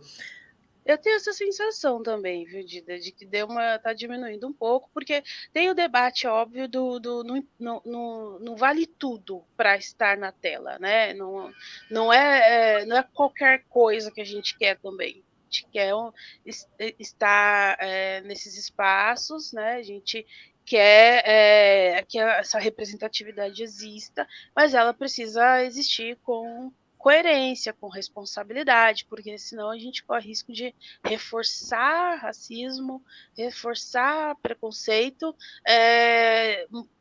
tentando diminuir. Né? Então, assim, isso acontece com bastante frequência, inclusive. Né? Você faz uma ação, né, no intuito de debater o racismo, para colaborar no enfrentamento a ele, e aí você vai lá e faz uma série de coisas. E daí você vai lá e faz uma série de coisas que, na verdade, aumenta isso, né? Mais favorece o racismo do que o enfrentamento a ele. Mas eu também tenho essa sensação de que talvez isso tenha diminuído um tanto. Acho que aos poucos se vai também aprendendo, né? Por isso também a importância da gente ter essas pessoas negras não só ali, por exemplo, a atriz na novela. A gente precisa ter o roteirista também. Esse roteirista tem que ser um sujeito negro comprometido com a causa, porque ele vai entender a lógica. Eu estava vendo essa semana uma entrevista maravilhosa do Denzel Washington, até compartilhando nos meus stories um trechinho incrível, que a jornalista pergunta para ele lançou agora um filme no Netflix, que a jornalista pergunta para ele, mas por que tinha que ser um diretor negro? Não podia ser um diretor branco? O Steven Spielberg não poderia fazer o filme dele? Que ele fez um filme só, assim, um filme negro, cultura negra, todo mundo é negro. Tá no Netflix agora, acho que é Clonaram Tyrone o nome. Tô só fazendo propaganda aqui, né, gente? Desculpa aí, viu? Mas Clonaram Tyrone. E aí ele fala assim, não seria a mesma coisa, não seria o mesmo filme, porque a cultura é diferente. Eu não tenho, ele falou assim, ele até dá exemplo, falou, você acha que seria a mesma coisa um diretor de outra origem fazer a lista de Schindler? Eu falo, o filme poderia ser lindo, maravilhoso, mas ele não seria a mesma coisa do que o sujeito que já faz parte daquela cultura, ele entende as nuances da cultura. E é isso que acontece em relação à cultura negra, que ele estava defendendo lá, e é o que eu acredito também. Tem nuances que só outro sujeito que compartilha daquela cultura vai compreender. Então você precisa que não só a atriz que está interpretando o papel seja negra. Você precisa que o roteirista que escreveu a fala dela, escreveu o papel dela, seja negro. Porque ele vai escrever um papel que seja coerente e que seja respeitoso. Perfeito. A gente tem uma outra pergunta também da Thaís, falando assim, na sua opinião, houve aumento na inserção da mulher negra no mercado de trabalho ou ainda não? Quem vai primeiro? Eu posso ir, mas depois a próxima é a Dulce que vai. Primeiro, o Dulce, não, então, ainda, né, em que pese nós, em relação aos homens negros, as mulheres negras serem mais escolarizadas, ainda nós não estamos Está muito devagar, né? Está muito aquém de qual é a nossa representação no Brasil, né? Então, ainda você não encontra as médicas negras, as psicólogas. Então, ainda a escola, assim, não tinha nenhuma professora negra no ensino superior. Agora tem duas de 100. Então, você mas está passos muito curta, longo ainda, né? Ainda nós somos a maioria no serviço de limpeza, né? No comércio, como no emprego doméstico, ainda está quem. Então, a diferença ainda de salarial é muito menor da mulher preta, né? Em relação aos homens negros, às mulheres brancas, os homens brancos. Então, está muito devagar ainda. As políticas, a política pública, ela precisa ser mais incisiva. Então, a Lei 10.639, por exemplo, de formação da história do povo, da nossa luta, nossa resistência, da história da África, nas escolas, para que mais mulheres se identifiquem e sonhem, por exemplo, né, que é algo que foi proibido para a gente, né, sonhar. Então, a gente foi tirado do nosso território no continente africano, trazido para cá. Então, perdemos essa querência de sonhar. Então, ainda está muito aquém. Então, teve mudanças no mercado de trabalho, mas ainda nós somos exceções. Se eu pensar, por exemplo, no meu meio, eu estou aposentada, professora no ensino superior de faculdades aqui na Baixada Santista, curso, mas estou fora da sala de aula. Eu não conheço, não aumentou o número de professoras negras no ensino superior, nas faculdades que eu dei aula, por exemplo, nós somos as mesmas. Se eu tirar por aí, então está muito aquém, Thaís, está muito aquém, né? Não sei, a Dulce, que... Eu vou falar de um outro elemento aí nesse lugar, que saiu uma reportagem aí há algum tempo atrás, falando da cara do empreendedorismo brasileiro. E aí falava que a cara do empreendedorismo brasileiro é a mulher negra. E aí você vai dizer, aí você pode olhar para isso e falar, nossa, que legal, as mulheres negras estão empreendendo muito. Quando você vai analisar no detalhamento, você descobre que essas mulheres estão empreendendo muito, porque, na verdade, na lógica da falta de acesso ao trabalho formal. E aí elas acabam tendo que correr por outro caminho. Então, aquilo que estão chamando de empreendedor, de empreendimento, é subsistência, né? É a tentativa que essa mulherada vai fazendo de manter, de ter uma renda. Porque se não fizer assim, não está conseguindo acessar mercado de trabalho formal. Né? Então, esse é um problema, por exemplo, que as cotas não conseguiu dar conta ainda. Então, as ações afirmativas colaboraram muito para a inserção no ensino superior, por exemplo, mas o mercado de trabalho não acompanhou. Então, assim, a gente está vendo um monte de mulher muito bem formada que não tem conseguido acessar postos de trabalho. Isso, assim, falando dessa turma que chegou ao ensino superior, mas falando de modo geral, da grande população, a gente, não vou dizer que não houve melhora de nenhuma, porque aí seria mentira da minha parte, né? Acho que tem, mas eu acho que muito distante ainda daquilo que seria ideal. A grande maioria segue com outros nomes que seja, porque agora o povo inventou esse nome aí de empreendedor para tudo, né? Com outros nomes, mas segue na precariedade, segue no subemprego, ou segue aí nessa renda extra que as pessoas vão criando formas de fazer.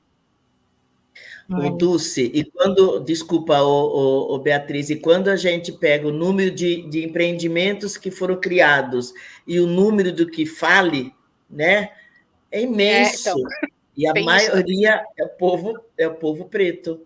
Né? Então... Sim, a maioria é povo preto, porque você precisa de uma série de coisas, né? Para você criar um empreendimento, você precisa, por exemplo, acessar a renda, precisa acessar um dinheiro de capital de giro, você precisa acessar formação para lidar com um monte de coisa.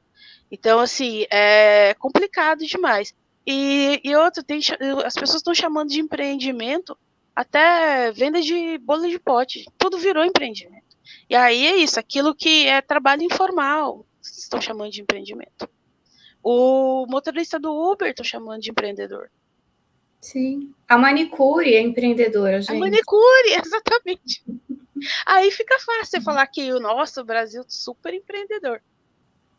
Aí fala, não, porque aumentou o número de emprego, né? Mas aumentou a que preço? Sendo que a pessoa não tem nenhuma garantia trabalhista, não tem direito a férias, não tem direito a adoecer, nada. Ela tem que, se ela quiser comer, também... ela tem que estar sempre trabalhando, né? Não, e o número de empregos, aumentou o número de empregos, aí você vai ver um monte de gente que está contratado temporário por 6 meses, 7 meses. Exato. Né? Não tem garantia nenhuma de nada. Não tem. O Clóvis Moura, ele diz no livro dele, Sociologia do Negro, que o Brasil era para ser um país capitalista e branco. Capitalista ele é, e eles tentaram ser branco, né? Tentaram, mas não conseguiram. Aí, nesse mesmo livro, ele diz o seguinte, que, e o Florestan Fernando também trabalha sobre isso, não foi construída a ideia do povo negro como trabalhador, né? Então, os empregos formais, registrados, ainda são minoritários para o povo negro no geral, né? E particular para as mulheres, né? Porque aí junta com a questão do patriarcado, do sexismo, e aí estamos ainda na informalidade, juntando 3 empregos, né? Trabalhando como professora. Eu lembro de uma colega, Beatriz Aédria, que ela era professora, né, na educação básica do Estado de São Paulo à tarde, de manhã era a funcionária pública na Prefeitura de São Vicente. Ela foi minha colega, a Édria. Foi tua colega. E aí, assim, e aí saía de noite e ia estudar para preparar. Né? Mas é isso, né? Acho que empreendedorismo não é emprego. Não.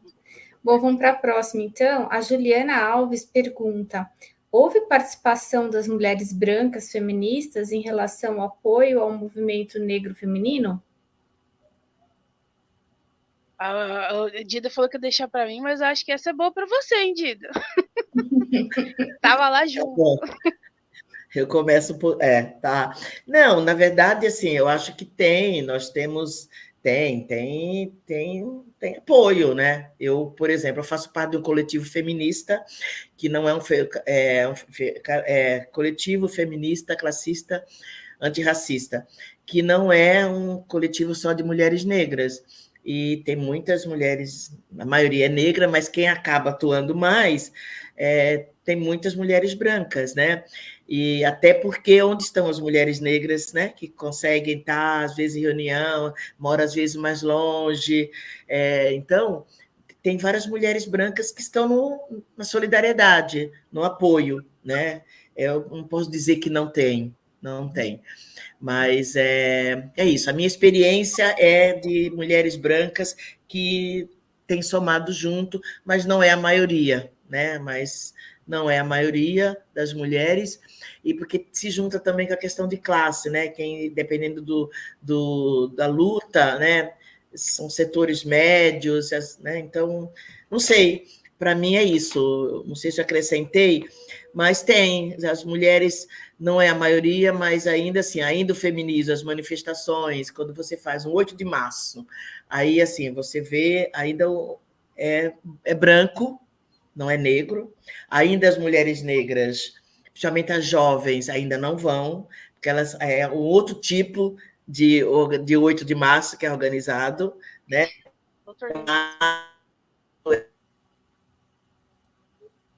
Acho que congelou um pouquinho a Dida, né? Acho que sim, deu uma congelada ali. Voltei? Voltou. Ainda são as mulheres brancas que são maioria, né, que atuam mais, que têm mais disponibilidade e tem uma certa solidariedade. Eu sou da turma que acha que tem um pouco ainda de solidariedade, pelo menos no meu meio. Graças a Deus. Acho que no nascimento, no surgimento do feminismo negro, acho que foi mais complicado. As feministas brancas se sentiram bem ameaçadas, né? Tem registro, assim, né, de conflito mesmo, porque elas acreditavam, assim como os homens no movimento negro, acreditavam que dividiria a pauta, enfraqueceria a pauta, enfim. Mas eu acho que hoje tem mais. Por exemplo, eu estava falando, né, de como a interseccionalidade assume também um lugar de identidade. Então, hoje, vários grupos feministas se reivindicam e se identificam como feministas interseccionais. Então, esses grupos, por exemplo, feministas brancas, inclusive, tá? Quando eu estou falando de feministas de modo geral. Então, muitos grupos feministas se identificam como feministas interseccionais. Então, significam que estão incorporando todas essas lutas juntas. Então, estão abertas para incorporar esses debates e outras outros grupos aí colar junto, fazer junto. Tem bastante, tem mais, eu acho que tem mais. Acho que está longe também de ser o ideal. E eu também não sei, honestamente, o quanto as feministas negras estão em busca ou querem que isso aconteça muito junto, porque tem, sim, um grande receio de sequestro da pauta, né, de um protagonismo branco do movimento negro, das pautas negras. Então, eu também não posso dizer assim claramente, se quer muito. Não, se eu disser isso, eu estaria sendo incoerente, né? Mas o que eu posso dizer é que eu penso que hoje tem muito mais do que no início ali, no momento que surge. Tá bom. Gente, eu vou dar uma acelerada porque tem bastante pergunta ainda. O pessoal da Baixada Santista está perguntando: Dida e Dulce, tendo como norte tudo o que foi conquistado até o momento pela luta feminista negra, qual pauta vocês consideram que é muito sensível e, dentre tantas lutas, qual é a mais complicada na visão de vocês? Pode começar, Dulce. Agora é a vez dela, né? Nossa, gente, sei lá, tô aqui pensando, acho tão difícil, porque tem várias coisas que são difíceis, são complicadas, que dão embate. Eu tô acompanhando no momento, né, várias discussões, vários debates, e tava até pensando em fazer um rastreio maior disso, né, sobre a questão do colorismo. Esse eu acho que é um debate que está fervido, vez por outra ele volta fervendo, e ele neste momento está bem acalorado. Estou acompanhando ali, tô tentando, e tenho pensado até em realmente fazer um rastreio maior disso e escrever alguma coisa sobre. Mas esse é um debate que eu acho que é complicado hoje, né? Que está muito difícil porque a juventude negra, especialmente as feministas negras que que pautaram a discussão, né? Inclusive eu penso hoje que o movimento negro é muito liderado pelas mulheres hoje. Né? Acho que no passado já foi mais liderado por homens, hoje acho que é mais liderado pelas mulheres. E as feministas negras pautaram bastante, ali, as feministas negras jovens pautaram bastante a questão do colorismo, e eu acho que esse é um debate muito inflamado agora, até porque nesse debate entra as questões geracionais, porque as mais velhas que estavam num outro momento de desenvolvimento desse debate estão enxergando de uma forma, os jovens estão enxergando de outra. Aí, enfim, gente, é tenso. Eu acho que esse é um debate bem tenso. Um outro que eu considero tenso que é o relacionado às mulheres trans. Eu acho que teve um momento que eu achei que isso já estava mais resolvido. Hoje eu já não acho que está tão mais resolvido. Acho que está bastante conflituoso ainda também, né, que é dessa inserção ou não inserção dentro dos feminismos, não só de mulheres trans, mas onde o negócio pega mais feio ainda, de homens trans, né? De mulheres, pessoas que nasceram com sexo biológico feminino, mas que o gênero transicionou para o masculino. São os dois debates que eu acho mais complicados hoje. Não sei, mas o que mais eu poderia dizer nesse assunto? Dulce, você estava falando, eu tinha pensado exatamente o primeiro, essa questão do colorismo.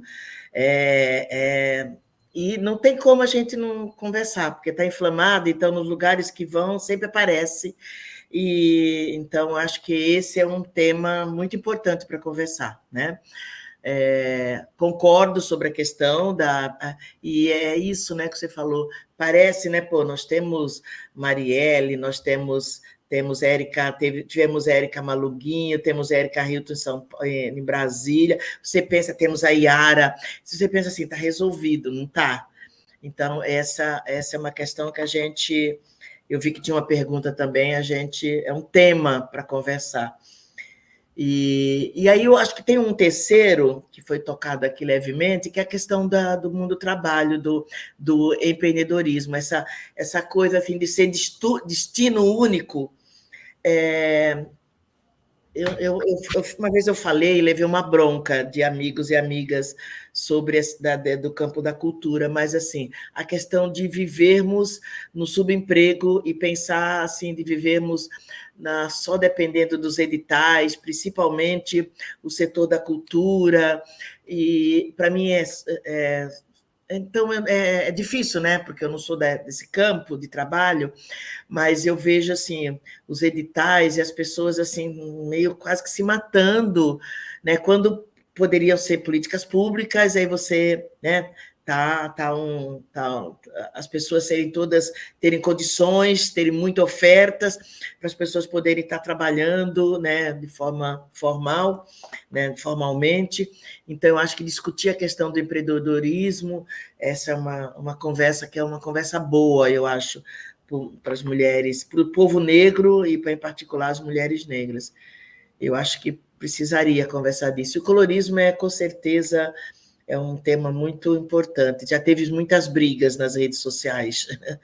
Tem muito, o debate é muito fervoroso. E eu também acho que tem que conversar, acho que não dá para a gente colocar a pedra no assunto e fazer essa leitura de que, não, mas a gente a gente já resolveu lá atrás, porque os contextos mudam, as necessidades mudam, os conceitos mudam. Então, eu acho que tem havido a necessidade de conversar de novo. Tem um outro tema que eu não sei.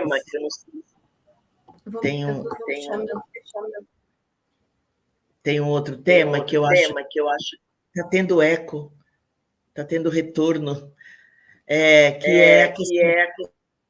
que você colocou, Dulce, a questão por exemplo, do pessoal mais velho, o pessoal mais novo. Então, que eu acho que tem. Eu acho que é isso que tem que conversar também, né? Então, a forma de fazer o trabalho, a militância, como que você organiza. Então, assim, falta, às vezes, muita paciência de quem tem mais idade e, às vezes, também muita paciência, às vezes, de quem está chegando. Então, acho que é uma outra conversa também que tem que fazer. Né? Eu acho que isso é bem legal. Porque em vários momentos tem, assim, uns atravessamentos que você fala, gente, mas calma. Dava para sentar todo mundo para conversar. Mas aí fica muito truncada a conversa, dá conflito.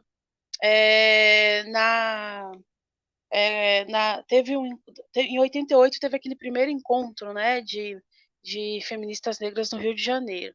E aí, em 2018, se eu não me engano, teve um outro encontro meio que rememorando aquele primeiro, que acho que foi em Goiás, alguma coisa assim.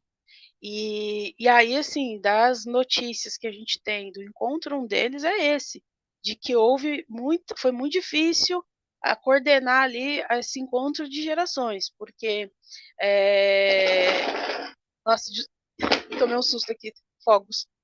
E foi muito difícil de coordenar esse encontro de gerações, porque, por um lado, né, diz que as mulheres mais velhas tinham esse entendimento de que nos ouçam, vocês têm que nos ouvir porque nós que demos início a isso tudo, né? E por outro lado, as mulheres negras mais jovens, a gente também tem o que dizer e vocês também não querem ouvir, então difícil. Eu acho que tem mesmo aí uma conversa que precisa acontecer entre essas gerações. Gente, eu vou escolher duas, porque já estamos com o tempo apertado. E então eu vou colocar aqui a pergunta do Roberto Júnior, que ele fala o seguinte: na mesma linha do feminismo negro, as professoras acham que seria impossível uma releitura das demais correntes da filosofia política, como o liberalismo e o socialismo, por exemplo, a par da questão racial? E aí, quem vai primeiro? Eu vou primeiro rapidinho, vou deixar para a Dulce, que eu acho que ela está. Mas eu penso que não tenho dúvida. Quando a gente traz as mulheres negras, essas que estão estudando, então, né, que acessaram a universidade e tudo, o debate é para outras epistemologias. Eu não sei se é disso que você está falando, Roberto, mas é outra conversa para tudo. Inclusive, assim, pensar o que é o mundo ocidental. Na verdade, é rediscutir essa nossa educação eurocentrada e discutir o século XVI, a invasão no hemisfério sul, discutir as ideias sobre filosofia, sobre arte, sobre relação com o corpo, sexualidade. Então, interfere em todas interfere em todos esses estudos, né? Então, penso que se não fizer isso, nós não vamos para frente, porque a gente vai seguindo, ter uma luta, ter uns estudos anticoloniais mesmo, né? Então, acho que é isso. Eu vou para a Dulce. O liberalismo não tem dificuldade nenhuma de incorporar esses debates, não, viu, gente? Muito pelo contrário, eles fazem isso facinho, rapidinho, eles já incorporam, já comercializam, o negócio é rápido. Inclusive, a gente tem um dos segmentos que eu estava falando de feminismo negro hoje, que a gente tem segmentos diferentes, um deles é um feminismo negro liberal. Então, assim, o liberalismo não tem dificuldade de incorporar essas questões, nunca teve, e não tem agora. A gente vai vendo, muito pelo contrário, a luta constante que se faz, né, dentro desses movimentos é de ficar tentando evitar o sequestro das pautas pelo liberalismo, porque eles vão arrastando tudo com eles. Já o socialismo é onde a coisa complica um pouco mais, já a discussão é mais complicada ali, mas mesmo ali tem havido uma ampliação do debate, ampliação dos conceitos, tem havido o entendimento de que realmente não dá para ignorar, mas assim, acreditem ou não, nesse ponto é onde a coisa é mais complicada de se fazer. As pessoas tendem em grande parte, a entender de uma forma mais ortodoxa, né? E, inclusive, aí durante eu vou dar um exemplo lá da eleição de 2018, vamos pegar assim, porque da eleição de 2018 foi tenso. O exemplo é, quando a gente perde a eleição ali, eu estou falando a gente, a esquerda, perde a eleição lá em 2018, todo mundo ficou caçando ali culpados. Mas foi um tal de tirar para todo lado, de caçar o culpado. Quem é o culpado por a gente ter sido derrotado? Quem é o culpado do Bolsonaro ser eleito? Né? E sobrou, né, infelizmente sobrou, aí algumas figuras trouxeram isso, sobrou para os movimentos que eles chamaram pejorativamente de identitários. Então aí tem umas figuras da esquerda que falaram que a culpa da derrota na eleição de 2018 era os movimentos identitários, porque os movimentos identitários ignoram questão de classe, que é questão de classe que importa, e papapá, papá, e que causa esses divisionismos que acabaram colaborando para a nossa derrota, né? O movimento ele não, que foi para a rua, a mulherada que foi para a rua, foi o maior movimento de mulheres, maior movimento de rua, né, de mulheres da história do Brasil até hoje, aconteceu ali naquele momento, e as pessoas falando que os culpados pela derrota tinham sido os movimentos identitários. E eu vou dizer isso para vocês, a gente da política falou isso, também não vou mencionar nomes, mas assim, gente da política falou isso, gente da academia falou isso, tá? Então, assim, dentro do debate aí, questão do socialismo e tal, é mais complicado de incorporar do que o liberalismo. Eles fazem isso mais fácil. Não sei se eu respondi, mas acho que pelo que eu entendi da pergunta, era o que eu tinha para dizer.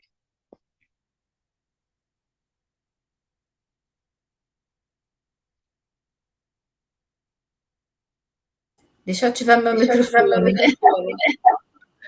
Olha, o Paulo fala assim. Olá, Dulce. Para formarmos mais meninos a terem posturas feministas, a ótica da mulher negra, que dicas podem ser compartilhadas para promover essa pauta em sala de aula?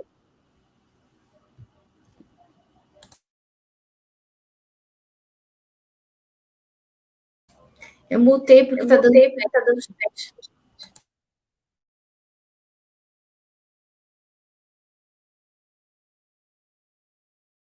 Dulce, quer começar?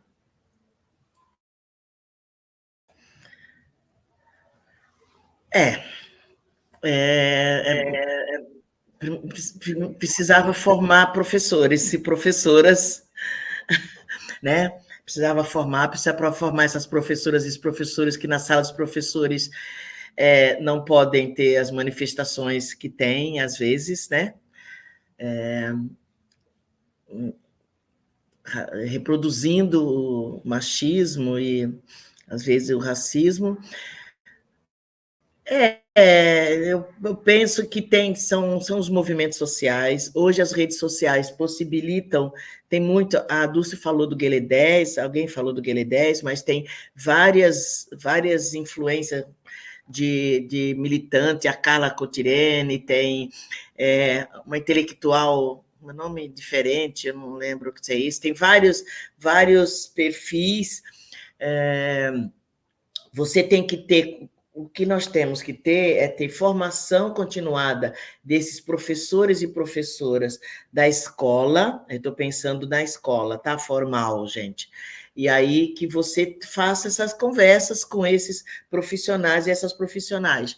Você tem essas alunas, essas meninas e meninos, mas principalmente as meninas, incentivar essas meninas a entrarem, criarem coletivos feministas, né, na sua escola, participarem dos grêmios, participarem, a gente conseguir fazer grupos de leituras. Eu não consigo pensar que não seja isso, né? Então, na formação, na educação mesmo formal, ter isso a partir da escola, os grêmios e os coletivos, e no movimento social conseguir trazer essa juventude para essas meninas e esses meninos para participarem das atividades, para somarem, para estarem juntos. Hoje já teve isso, né? No momento que na minha juventude, a gente, quando fazia encontro, atividade com mulheres, a gente tinha espaço que hoje é chamado espaço infantil, espaço kids, mas tinha as meninas que estavam lá, as crianças estavam juntas lá, participavam, então tem que estar tem que estar junto, né, para irem aprendendo. Eu penso que é isso, fazendo as lutas, né, estar junto com as lutas. Então, a gente tem toda uma pauta, tem as datas, né, que a gente aproveita, porque os movimentos se agitam, então aproveita para fazer atividades, fazer saraus, né, então são atividades que a gente tem feito, e isso as meninas começam a participar e estarem juntos, né? Eu penso que é isso, é uma forma, é uma das formas.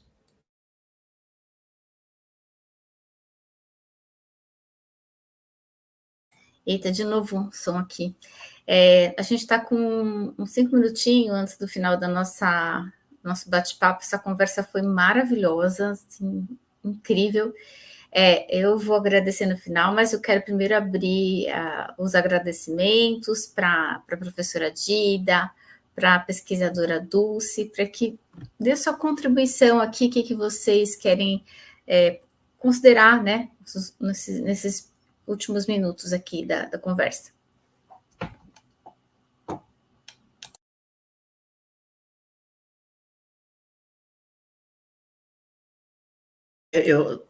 Rapidinho, então, termino. Pode ser eu. Eu vou aproveitar e responder para o Jorge Luiz, que ele está falando sobre a questão da escola, se tem paridade população, em relação à população branca. Não, principalmente dos meninos. Os meninos estão fora, os meninos negros estão fora da escola. Isso a gente se tão meia boca, né? Estão meia boca. Elas estão, mas não conseguem ficar, porque a escola continua não preparada para receber, para manter alunos, alunas, mulheres, meninas, a juventude, os meninos e as meninas LGBTs, os jovens negros e negras, continua não conseguindo manter, né? A escola ainda não é adequada para nos seus conteúdos, nas suas relações, professoras, alunos, funcionários da escola. Então, meninos não tem menos, e as meninas estão lá resistindo ainda, né? Quanto mais pobre, mais preta, mais sendo excluída da escola. E então, assim, eu quero agradecer, foi muito bom, Dulce, te conhecer. Já te adicionei lá no Insta, porque é o jeito de a gente se comunicar. E Beatriz, muito obrigada pelo convite, é sempre bom conversar, principalmente conversar com uma jovem pesquisadora negra, né? Porque a gente aprende, né? A gente tenta se manter atualizada, mas a gente às vezes assim, não, isso nem quero saber, deixa para a juventude estudar. Eu estou nessa fase.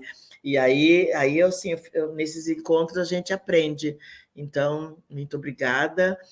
E é isso, acho que já colocaram o link, né, sobre de um texto da Lélia Gonzalez, que eu acabei de receber, eu falei, deixa eu mandar. E o Clóvis Moura foi que o pessoal pediu, perguntou. É isso, gente, muito obrigada, e encerro aqui. Até mais. Obrigada, Bia. Obrigada, querida. E você, Dulce, quer colocar suas considerações aqui? Eu só agradecer mesmo. Eu fiquei muito feliz de participar dessa conversa de hoje. Espero que tenha sido também proveitosa para quem estava aí nos ouvindo. Agradeço muitíssimo aí a parceria da professora Edida. A troca foi muito bacana. Agradeço ao Sejur pelo convite. E espero que vocês possam aproveitar bastante aí esse texto, circulem também o texto que a professora Edida recomendou. A Lélia era uma criatura fantástica, escrevia maravilhosamente bem. É uma das nossas grandes referências do feminismo negro, assim como ela tem outras figuras maravilhosas que vale super a pena conhecer. A professora Adida mencionou que tem uma série de influencers, vocês também encontram nas redes sociais, de fato, tem muita gente bacana produzindo conteúdo sobre o assunto, e que é muito interessante, também vale a pena conhecer, dar uma fuçada, acho que vocês vão curtir bastante. E dê uma passada lá no Guilherme 10, que foi mencionado aqui, é uma página de um instituto que também é pioneiro, tá em atuação há mais de 30 anos, e também vai compartilhando muita coisa que essa galera também está produzindo, elas vão buscando e compartilhando tanto o material aí das pioneiras, quanto também aquilo, notícias do que está acontecendo agora, textos de influencers e outras pensadoras que estão fazendo e produzindo também sobre o que está acontecendo na atualidade. Tem de tudo um pouco, e eu acho que vale a pena também bastante. Então, muito obrigada, gente. Boa noite. Obrigada, Dulce, pela sua participação aqui, obrigada pela sua participação aqui com a gente. E eu, então, em nome do Sejur, agradeço essas duas queridas, a Dulce e a Dida Dias, por ter aceitado o convite, por ter participado desse bate-papo aqui, que foi enriquecedor. Se elas acreditam que aprenderam nessa conversa, imagine nós aqui, com tanto conteúdo formativo, né? Também agradeço os intérpretes de Libra, na figura da Renata e da Thalita, da SMPED, agradeço toda a equipe de Sejur que está aqui no apoio com a gente hoje, o Edu, o Vinícius, o Rian, e toda a equipe de Sejur como um todo que faz essa mágica acontecer. E vocês que ficaram com a gente até agora, né, a nossa audiência, e que venham mais palestras, mais formações, para que a gente possa, como a doutora Eunice falou no começo, né, melhorar todas as políticas em prol dos direitos humanos. Então, uma excelente noite a todos e até a próxima, pessoal. Um beijo para todos vocês. Tchau!